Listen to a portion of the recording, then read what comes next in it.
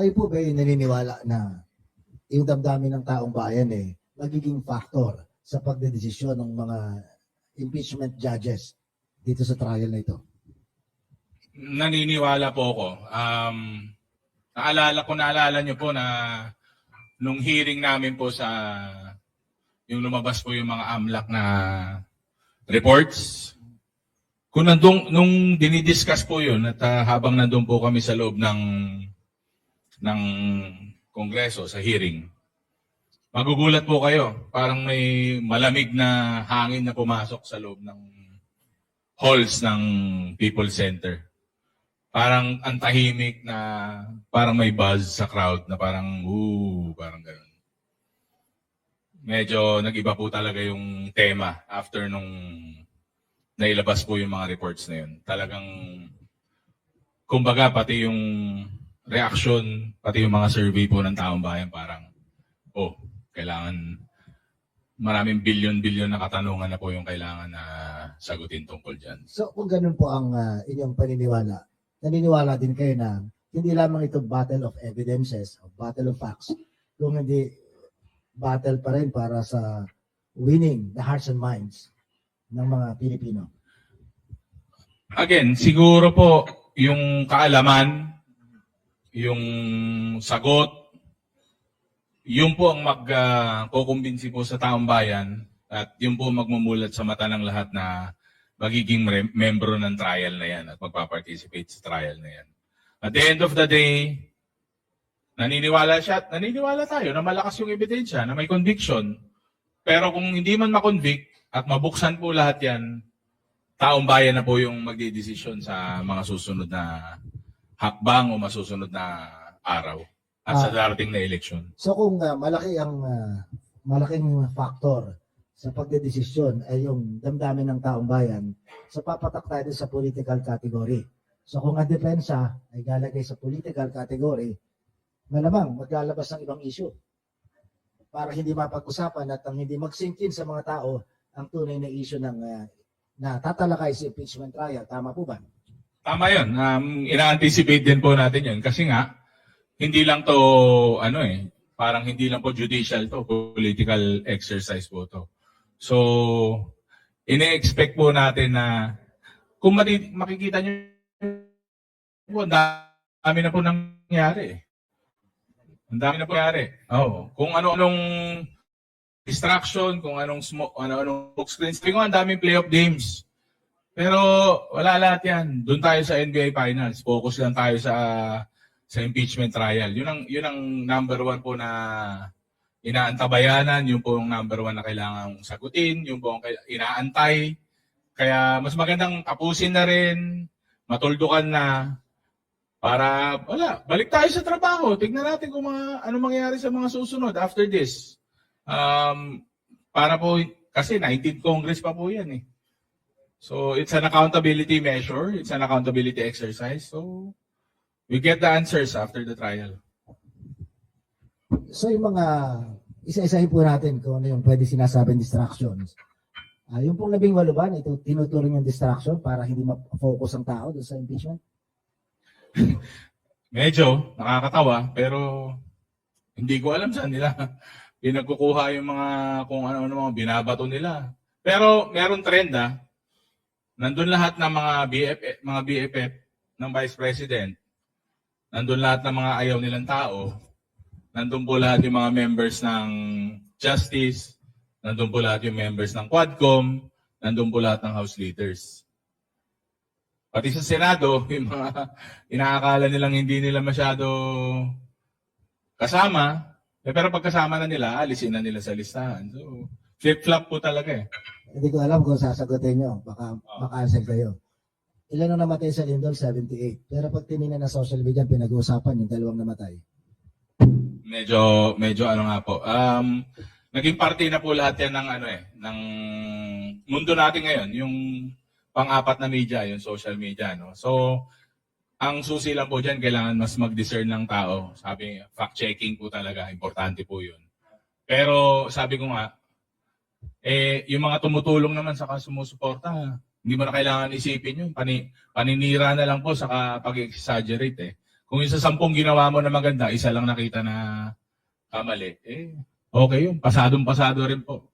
Yung nga po, hindi, nakakalungkot lang na ginagamit pati yung mga disasters sa yung mga sakuna para po gamitin lang na political issue. Additional smoke screen, fake news, deceit. Ganun na po yung laro. At palagay niyo po, kaya itong at least kayo sa liderato sa Kamara, kaya niyong tapatan yung ganitong uri ng mga laro sa politika? Well, tinatapatan po namin sila sa trabaho consistency. Kasi napansin po namin yung mga nanggugulo, destabilizers, yung mga magulo dyan, wala po silang direksyon Para sabi ko nga, minsan digital chismis, digital fake news. Ang panlaban po ng house dito, magtrabaho. Gawin yung trabaho, tuloy-tuloy lang. Ang panlaban mo naman sa kasinungalingan, katotohanan. So, kailangan tuloy-tuloy lang po yung mga measures na ginagawa ng House. Kita naman po natin sa dami ng naging problema, pinagdadaanan, trabaho lang din po ang ginagawa ng House. Trabaho. Hanggang po to the point sa Committee on Justice na nakita po ng taong bayan, maganda po yung handling. Nakita po nila kung paano po pinoconduct yung hearings to the point na it has gotten the House a very high satisfactory rating. So, na tingin ko ang taong bayan pag nagtatrabaho sa nakikita nila yung resulta okay naman po. Maliban po sa narinig namin at napanood doon sa House hearing, meron bang nadagdag na ebidensya o mga facts? May mga bagay po na hindi ko pwedeng i-discuss. Pero I'm sure during the preparation, naghahanda na rin po kasi matagal na rin po naghahanda ang prosecution. Siyempre, kailangan nila maghanda dahil magaling din po sa malakas ang defense team So, hindi po ako magtataka kung meron man po without giving or kasi hindi na po dapat masyado dinidiscuss yung mga preparations po. Pero sa akin po, sa tingin ko, meron po may mga strategy po na involved dyan. So, kabilang po yun sa part ng strategy. Yung pagbubukas ng pre-trial conference kung sabi ng mga miyembro ng prosecution, specifically si Chair Luistro, wala yung pangalan ng pangalawang pangulo na isinumite ng defense bilang posibleng witness. So meron pang 2 articles na pag-uusapan pero in writing sa Monday ata ang submission. Ano ang pananaw ng Kamara dito? Will you be surprised kung yung pangalawang pangulo ay magiging witness ng depensa or hindi? Tingin ko lahat ng scenarios pinaghandaan naman ng prosecutors natin I don't know if that's a willing strategy ng defense, pero naniniwala ako na handa yung prosecutors kung ano mang kasi malamang maraming unconventional strategies ang gagawin ng defense diyan. Saka nakikita po natin parang may mga siguro sabihin na natin may konting mga paraan para mas humaba o ma-delay man ito. Pero nakahanda po yung prosecutors natin. They're very well prepared. Without commenting too much. Kasi ako naman po, sumusuporta lang din naman po ako sa prosecutors. Meron po kami mga spokesperson na mas makakabigay po ng detalyado na facts. Pero sa palagay ko po, sa nakikita ko po sila, may individual preparations po sila, saka may group preparations po per article. Isegue ko lang yung susunod na tanong ko. Kayo ay kinatawan ng mga mamamayan. Yun ang trabaho po ninyo. Sinabi natin kanina, nagkasundo tayo na itong nakalaang survey, lumalabas na 8 sa bawat 10 Pilipino ay nagtutulak para maumpisahan na yung trial. Sa pagtataya po ba ninyo, sa tingin ninyo, matatanggap ng ganong karaming mga Pilipino kung ang resulta ng magiging trial ay papabor sa pangalawang Pangulo? Ang basa ko po yung 8 out of 10 na yon, ang gusto nila maumpisahan para masagot. Kung ano man yung resulta, sa tingin ko, tatanggapin naman po ng taong bayan yon. Ang gusto nila maumpisahan at masagot yung tanong. Kasi kahit sino namang tao na marami kang nakabinbin na questions, siyempre ang gusto mo yung pinaka mabilis na sagot, yung tamang sagot. Wala naman po sa atin na may gusto na ang dami mong tanong, wala ka nakuha sagot, hindi ka pinansin, umalis na lang. Para kang para kang binasted, 'di ba? So, ang sa atin naman po, sa 8 out of 10 na 'yun ang projection nun. Basta masagot saka magkaroon ng trial at matuldukan yung trial. May decision. Kayo po ba umaasang dadalo si VP Sara sa impeachment trial? Tinanong yan sa akin nung House hearings. Sabi ko hindi. Ako hindi pa rin. Ako tingin ko hindi pa rin siya dadalo. Anong basis doon sa ganong pananaw ko? Kasi hindi siya dumadalo talaga eh. Kahit nung 19 Congress, hindi siya dumadalo. Saka hindi rin siya nag-oath. So sa tingin ko, hindi pa rin siya dadalo. Although opinion ko lang yun. Personal na opinion ko lang po. Dahil binanggit niyo naman ang opinion ninyo. Kung hindi siya dumalo, ano naman ang opinion niyo na pwedeng mangyari? O kasunod?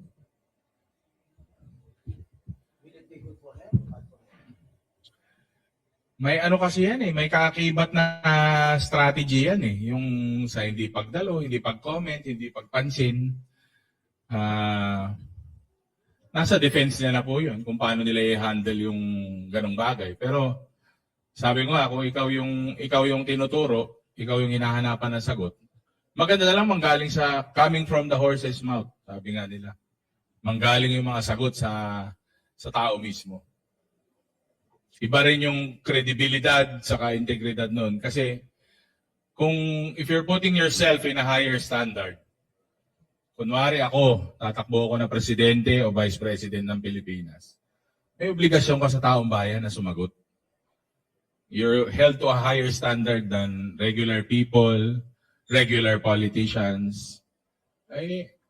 Hinalal ka dyan eh. Sagutin mo yung taong bayan. Consistent yung mga kasamahan po ninyo sa House of, yung mga kasama niyo sa Kongreso, specifically yung member ng prosecution panel, na simula nung umpisa, consistent din yung tugon ng kampo ng pangalawang Pangulo. Kumbaga, sa description nga po ng isang kasamahan ninyo, tunog lata. Ampaw, walang laman. Hindi direktang sinasagot yung mga aligasyon. Ngayon, kung lang po, hypothetical, sa tingin nyo ba kung magtutuloy-tuloy na ganito, yung resignation ba is a far-fetched idea? Idea, yes. Pwedeng option yun. Kasi strategic option yun. Pero ako tingin ko, hindi naman, opinion ko, personal kong pananaw, hindi magre-resign. Pero, iniiwasan po talaga nila na magkaroon ng trial. Kaya nga po, parang nung umpisa gusto nila ma-dismiss sa hearings ng House. Kung pwedeng magawa ng paraan na ma-dismiss sa Senado, although hindi naman po maaari, kailangan po magkaroon ng impeachment trial. Actually, pati nga po dun sa mga 18 bodyguards, gusto nila ma-dismiss yung mga kaso nila eh. Hindi naman po pwedeng gano'n na nagbibitaw ka o may ginagawa ka na wala kang accountability. So sa tingin ko po, it's all part of the strategy, it's all part of the narrative. Pero nga po, kaya kailangan mag-umpisa itong trial para makita na po lahat, may latag po lahat ng sagot, ebidensya, at matapos na po, tuldukan na po, tapusin na natin itong impeachment trial na to.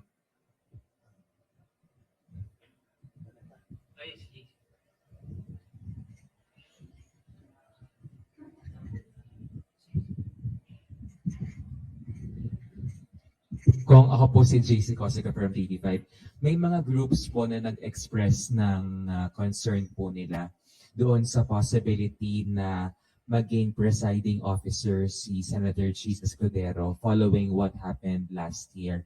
Ano pong thoughts ng Kamara on that possibility? Well, nasa Senate kasi yun, no? Pero ako naman, nanonood ako ng news nung mga nakarang araw, parang may mga grupo nga po na parang hindi masyado masaya. Siyempre, from the technical side, ang dami nagsasabi, hindi naman pwede namang hindi abogado, pwedeng abogado. Pero siyempre, quasi-judicial yan eh. 'Di ba? Parang impeachment court ka. Impeachment court ka. So, titignan mo pa rin yung qualifications kahit papano. And yun nga, marami po nagsasabi na bakit hindi si Senator Kiko. So ako naman, siyempre maghihimay lang ako ng details. Hindi naman po akong magdidesisyon, di ba? Ang nakita ko lang po na parang edge ni Senator Cheese is karamihan po nung impeachment rules, yung IRR pla, karamihan po nun siya ang sumulat at siya ang nag-amend. So kumbaga, mas kabisado niya yung rules. Kung maaalala niyo po dati si Senator Enrile, di ba? Parang anong tanungin mo sa kanya, parang siya Chat GPT.